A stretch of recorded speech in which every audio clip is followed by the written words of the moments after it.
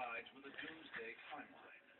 Some fear we may be swiftly approaching its end and are trying to decipher exactly where in this countdown we supposedly find ourselves today. For them, a clue that the seventh and final seal may be broken perhaps lies in another book of the Bible. Daniel chapter 12, verse 4 talks about in the time of the end, it says, knowledge shall be increased. We've seen an escalation of knowledge that is unprecedented in the history of the world. We have satellites, we have internet, fiber optics, all the technology of these days. And to me, it's very clear when I look at world events that we're definitely getting close to the big day. The dark prophecies in the book of Daniel are also reflected in Revelation, that the tribulation will build in intensity as seven angels, one after another, sound trumpets that signal distinct catastrophic events. When the seventh trumpet sounds, it heralds the most horrific events of all, orchestrated by Satan and two earthly allies. One of the most striking features of the book of Revelation is that it's filled with satanic villains. The principal villain is Satan himself, who's depicted in Revelation as a dragon with many heads and many horns. But he has two helpers on earth who are referred to as the beast from the sea and the beast from the land.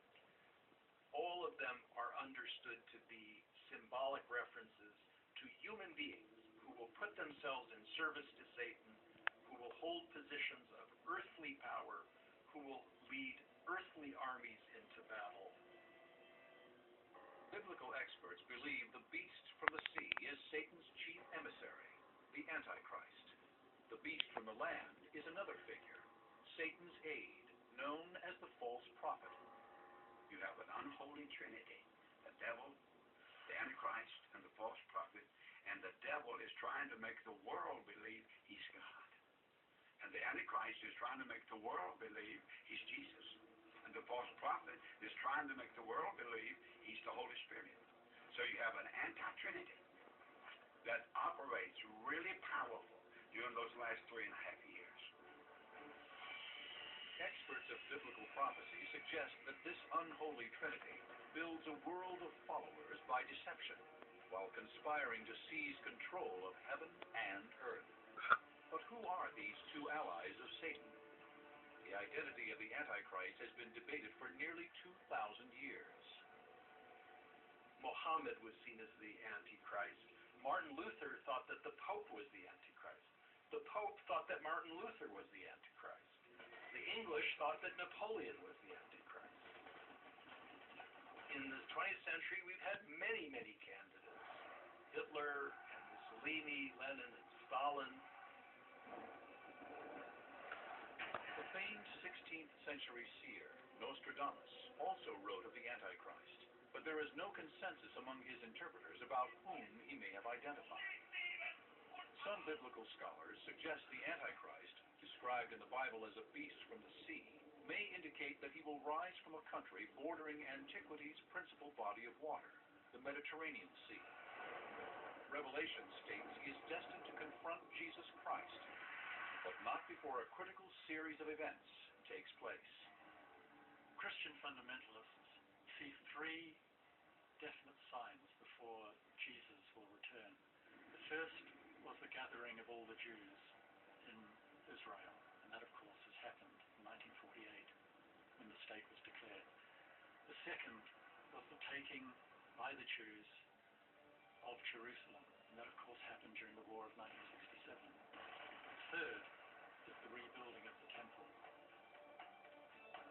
The Temple of Jerusalem was destroyed by the Roman army in 70 AD. For nearly 2,000 years, devout Jews have prayed for its reconstruction on the sacred Temple Mount. But this location is now home to one of Islam's holiest shrines, the Dome of the Rock, completed in 691 AD. The Dome of the Rock was a barren location, and the Muslims located what they believed to be the spot of Muhammad's ascension to heaven. I find it highly unlikely that Israel would destroy the Dome of the Rock and build a temple in its place. The international community, I don't think, would permit that. Despite the formidable realities, many still believe the temple will rise again as prophesied. According to the Bible, when the Antichrist goes into the temple rebuilt by the Jews and proclaims himself God, this will be the last human event on this planet.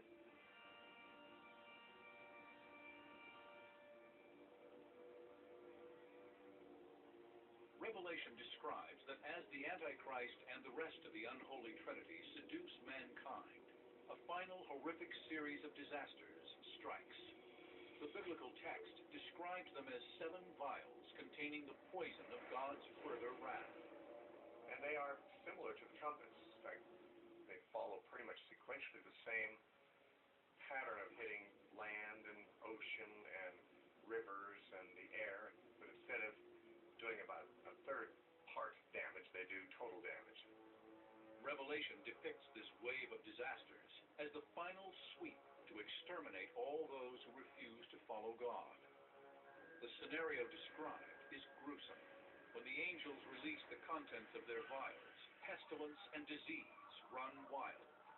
The outbreak Revelation describes is on such a magnified scale that it would dwarf the greatest pandemic crises global health organizations have ever faced. We are in the midst of a pandemic right now.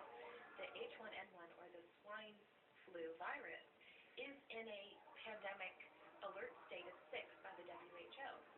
This is a flu which has crossed species, and when a flu is able to cross species, it not only can access far greater people who have never been exposed to it before, and so don't have any immunity. We've never seen this before. So far, it still is producing mild symptoms. But if this particular flu virus undergoes the antigenic drift, it could increase in severity. It could establish greater virulence, and that would be a major public health problem. H1N1 swine flu may strike up to 40% of Americans by 2012 and kill several 100,000. U.S. health officials hope to provide inoculations for 200 million Americans. But resistant viruses, much more potent than swine flu, could push mortality rates up into the 80th and 90th percentile, taxing health organizations beyond their ability to cope. This may mean we would be virtually defenseless against a plague of such extreme proportions. A global medical crisis could be amplified by yet another catastrophe, chronicled in Revelation, where seas become blood, and the blood of animals and humans mingle.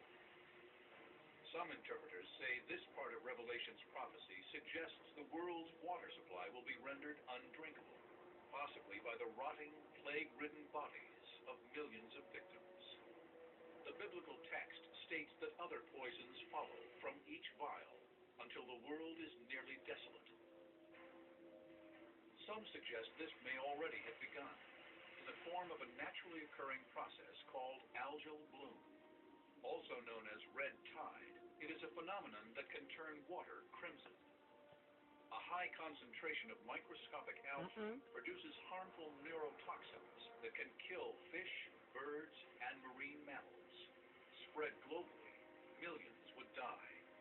Some suggest this will be the punishment for our failures as environmental stewards of the planet. When Jesus comes, he will destroy those who destroy the earth. And I see that phrase, destroy the earth, as predictive of a global environmental crisis where humanity, through its pollution and deforestation, is contributing to the destruction of the resources of the planet. If Revelation is a blueprint of mankind's end, as many believe, billions will lie dead at the climax of the tribulation.